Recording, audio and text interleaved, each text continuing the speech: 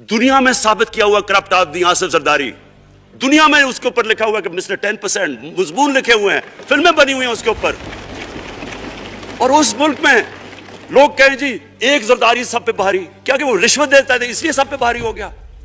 क्या ये हमारा मुल्क? दूसरी तरफ देखें, दूसरी तरफ यहां बैठे हुए हमारा लीडर नवाज शरीफ, और नवाज शरीफ एक डाकू, मुल्क को 30 साल से लूट के मुल्क से बाहर भागा हुआ है, झूठ बोल के बाहर भागा हुआ है। सारे मुल्क के सामने हमें कैबिनेट में हमने 6 घंटे में बताया जी उसको ये भी बीमारी है, उसको ये भी बीमारी है, उसको ये भी बीमारी है, वो शायद वो जहाज पे भी ना चढ़ सके, वो शायद मर जाएगा। शीरीन के आंसू आ गए कैबिनेट में, और शीरीन के आंसू आने आसान काम नहीं है स्पीकर साहब। तो हमने उसको वहां जैसे वो जहाज पे चढ़ा, जैसे वहां गया वो एकदम ही तब्दील, और आज वहां जाके तकरीरें कर रहा है, वहां बैठ के स्कीमें कर रहा है, वहां बैठ के प्लानिंग करके जी उसे इतना पैसा दो, उधर इधर पैसा खिलाओ। सारी इनकी एक कोशिश है, जब से हम 2.5 साल से हुकूमत आई है, ये सारे बड़े बड़े डाकू इकट्ठे होके ये समझ रहे हैं कि इमरान खान को कुर्सी का इतना शौक है कि इसके ऊपर इतना प्रेशर डालो कि ये जी हमें जिस तरह जनरल मुशर्रफ ने एनआरओ दिया था ये भी दे देगा।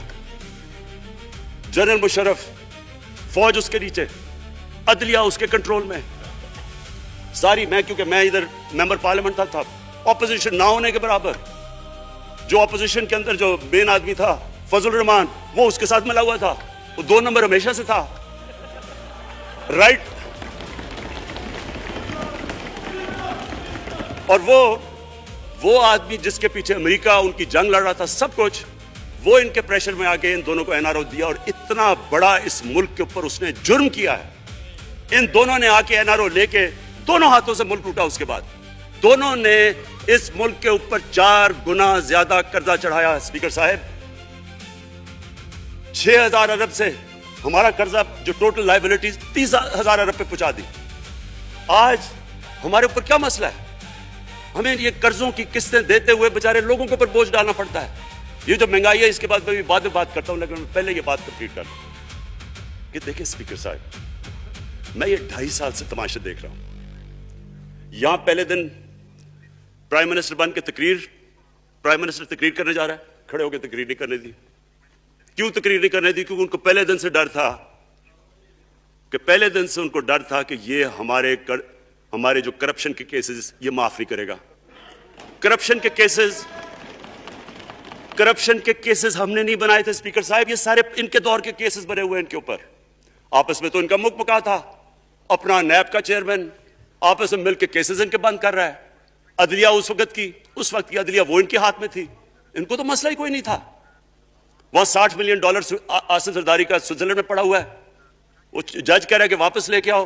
वो यूसुफ रजा गिलानी जो यहां से सेनेटर बना है, वो पाकिस्तान का $60 मिलियन पड़ा हुआ है स्विट्जरलैंड में, वो जज कह रहा है कि वापस लेके आओ। वो कहता नहीं जी मैं नहीं खत लिखता, भाई आपके बाप का पैसा था, पाकिस्तानी कौम का पैसा था, उसके ऊपर वो डिस्क्वालीफाई हो जाता है। वो ऐसे फिर है जिस तरह नेल्सन मंडेला का डिस्क्वालीफाई हो गया। स्पीकर साहब, मैं ये चीजें आपको इसलिए बता रहा हूं, मैं तो इनको 30 साल से जानता हूं।